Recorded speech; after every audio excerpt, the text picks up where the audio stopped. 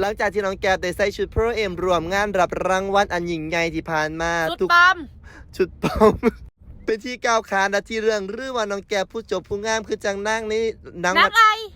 ความหมายของขอยอยากให้เป็นเจ้าหญิงหน่อยผู้น่ารักแสนหวานบอกเลยว่าน้องสาวคนนี้หักคือจังดวงตาดวงใจอยากสิปลุกปั้นให้เป็นซีโอตัวน้อย จากเสียผ้าตัวรอยให้ใส่เสียตัวละหมื่นแต่กับบ่เคยสอนน้องให้ลืมกำพืชเจ้าของ เจ้าบอกลูกเจ้าแน่แล้วซื้อเสือให้ข่อยบ่แม่นน้อยๆบอกข่อยบ่เคยพอเคยเห็นเสืออีหยังคือสิไปฮอดลักบืนมาอย่างนี้ฝากบอกแล้วแน่ด้านแน่ลูกเจ้านะสอนแล้วแน่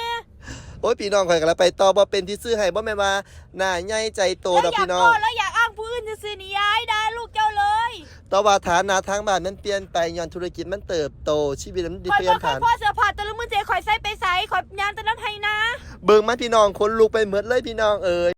บอกมาหลักเลยตัวน้องวังสิพันโตให้น้องเป็นผู้รากมากดีไอ้กล้องแล้วบังคับหนูถ้าเกิดหนูบ่เอาแล้วสิงาหาเงินเดือนหนู แต่ความเป็นจริงนะผู้ขายอยากจะให้น้องมีภาพลักษณ์ที่ดีอยากให้เป็นซีโอตัวน้อยรับผิดชอบสินค้าตัวใหม่ซีโอบ่ซีโอก็สามารถใช้ตัวละ100ได้เด้ล่ะค่ะแต่มันก็คือภาพลักษณ์ทั้งหน้าตาทั้งสังคมบ่แม่นดอกไอ้กงสังคมเจ้าผู้เดียวนั่นล่ะ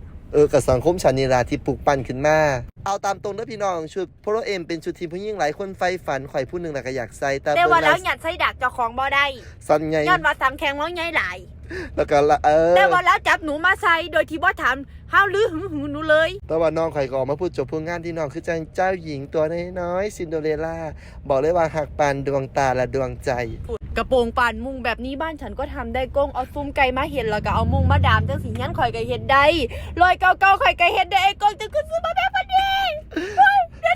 เธอมันตาไม่ถึงของโอ้ยพี่น้องเอ๋ยข่อยสะแมนภาคภูมิใจค่ะกับตัวข่อยกับตัวน้องสาวข่อยที่สามารถเปลี่ยนผันจากเด็กน้อยบ้านนอกอยู่เล่าไกลผันโตมาเป็น CEO น้อยข่อยก็สิใส่สุดนี่ยางอ้อมบ้านไปยืนอยู่ข้างซุ้มไปเลี้ยงอันน้องลิซซี่ข่อยนี่ล่ะ